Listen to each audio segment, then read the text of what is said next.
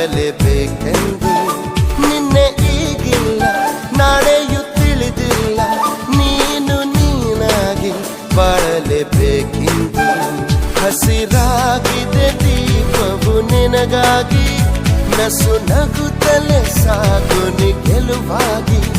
ಹೊಸ ತಂಗಾಳಿ ಹೇಳಿದೆ ಮೆಲುವಾಗಿ, ಈ ಬಾಳುಂಟು ಬಾಳುವ ಸಲುವಾಗಿ. ಕಿವಿ ಮಾತೊಂದು